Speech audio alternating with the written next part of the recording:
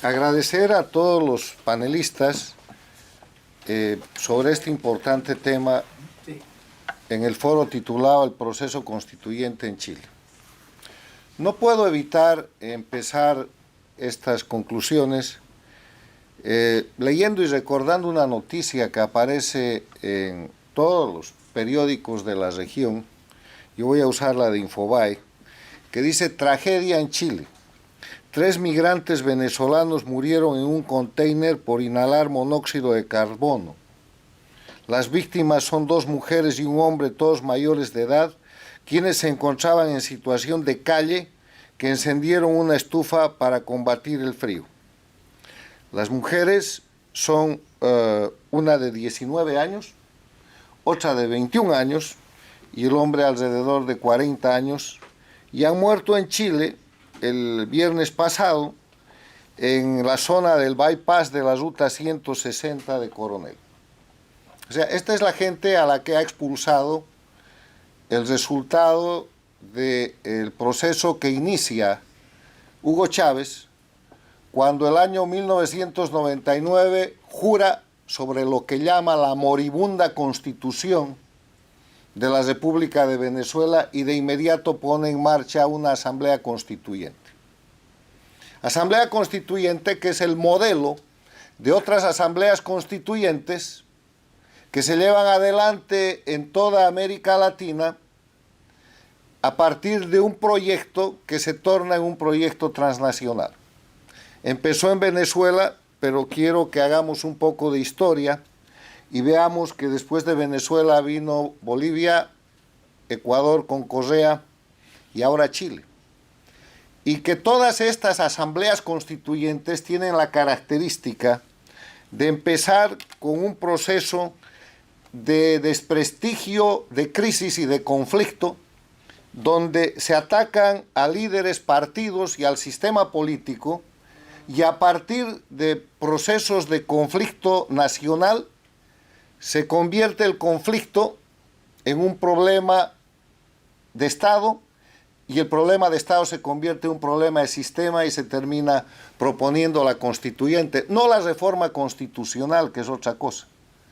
Porque la reforma constitucional es un proceso que sistemáticamente, de acuerdo a las normas de la Constitución, hacen reformas parciales, como lo establece la Constitución de la República de Bolivia de 1967, que ha sido suplantada para imponer fraudulentamente la constituyente que ha dado lugar al Estado plurinacional. O como hizo Chávez en su momento, porque la constituyente quiere decir reforma total, a partir de un macropoder que se da a una asamblea constituyente que técnicamente refunda el Estado.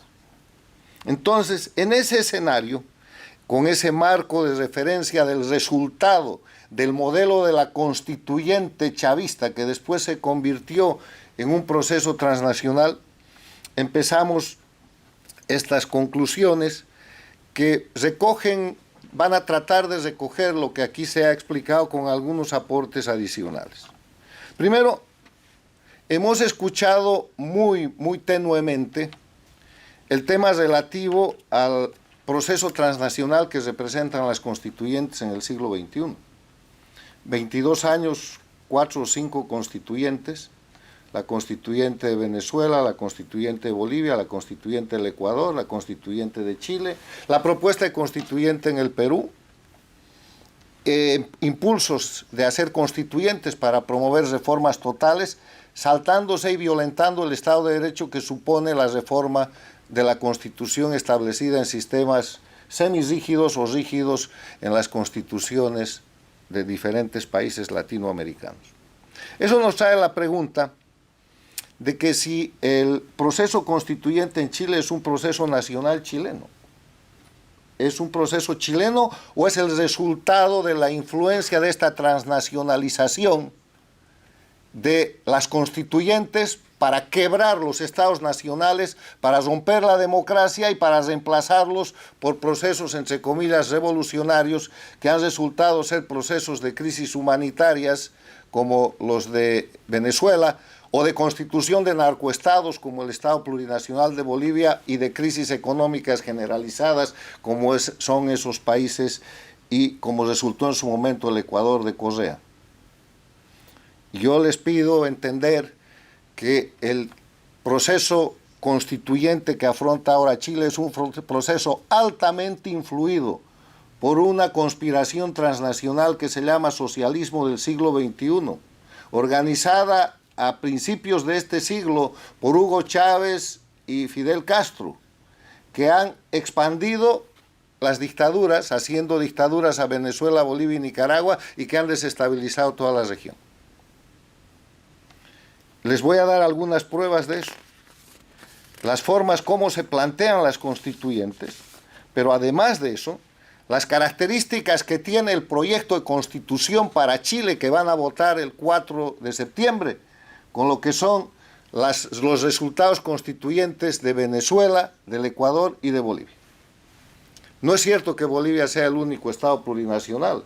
Ecuador es Estado plurinacional y así está proclamado en su constitución, aprobada por el castrochavismo, por el régimen de Rafael Correa. El otro elemento es que lo que buscan básicamente es dividir la nación.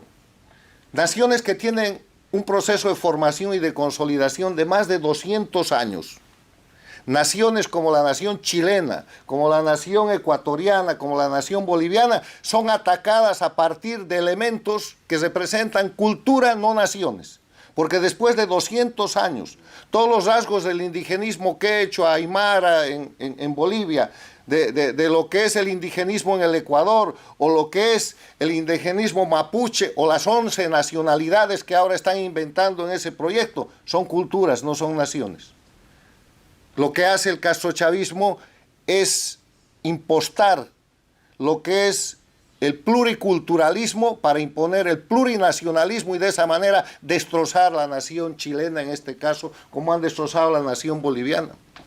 En Bolivia han consagrado en la Constitución del Estado Plurinacional 36 naciones. En Chile proponen 11. Otro elemento. La desaparición del sistema de justicia es una copia de la Constitución de Hugo Chávez, copiada, aumentada y corregida en las constituciones del Estado Plurinacional de Bolivia y en la Constitución de Carondelet de Correa en el Ecuador. Hacen desaparecer el sistema de justicia como el órgano fundamental de control del Estado de Derecho, y para eso la vuelven un sistema, pero además le crean una justicia paralela a partir del indigenismo, con lo que ratifican la destrucción de la nación chilena, en este caso, como han tratado de demoler la nación ecuatoriana, la nación boliviana. Liquidan instituciones. El ejemplo más grosero en el caso del proyecto chileno es Carabineros de Chile. No hay policía más respetada en Latinoamérica que Carabineros de Chile, de acuerdo a encuestas, de acuerdo a toda la información disponible sobre el tema. Y simplemente desaparece Carabineros de Chile. Acaban con la democracia porque liquidan la igualdad. O sea, aparecen ciudadanos, entre comillas, el concepto de ciudadano es la igualdad, pero aparece gente que es más igual que otra, a título de indigenismo, a título de luchar contra el colonialismo, a título de sexismo, a título de la multiplicación de los ejes de confrontación, que es la base del castrochavismo operada por el Foro de Sao Paulo.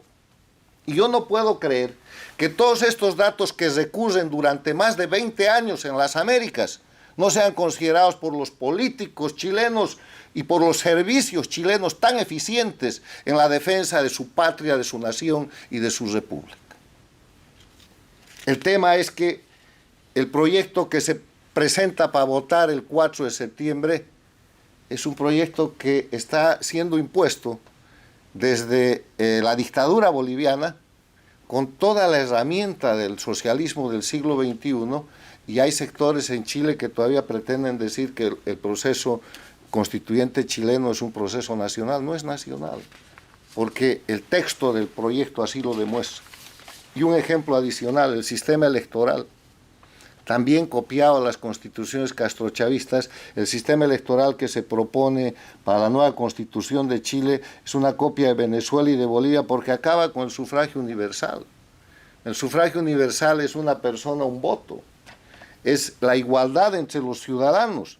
Y lo que hace, como en Bolivia, como en Ecuador y como en Venezuela, es escaños reservados para los pueblos y naciones indígenas en los órganos colegiados de representación popular a nivel regional y local. Fascismo puro, porque el fascismo es el ejercicio a través de lo que son cuerpos específicos funcionales. Sería muy largo ese análisis, ya lo han planteado aquí brillantemente con los efectos económicos, políticos, pero lo que se ve en el planteamiento final que se va a votar el 4 de septiembre es que hay varios caminos. El camino del rechazo, con un sector importante del liderazgo chileno diciendo se va a rechazar, pero ¿qué hacemos para corregir la propuesta? O sea, se va a rechazar, pero están buscando una alternativa para seguir cambiando la Constitución. O lo que ha dicho el presidente Boric, bueno, puede haber un plan B, puede haber una nueva constituyente, podemos hacer otra cosa.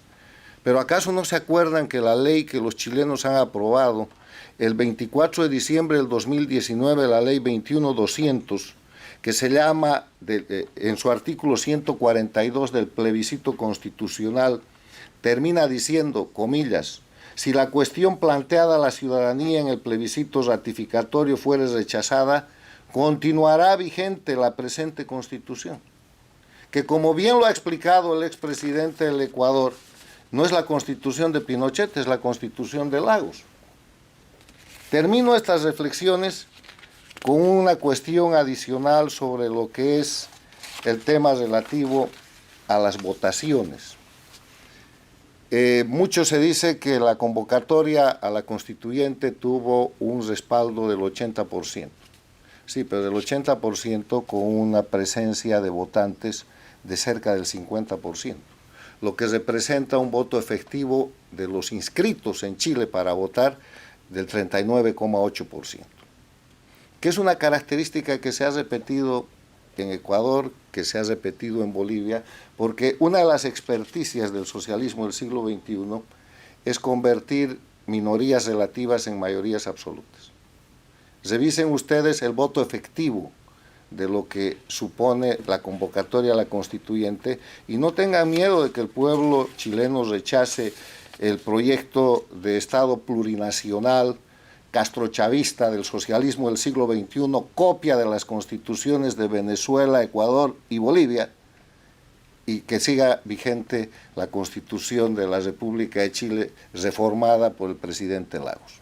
Muchas gracias.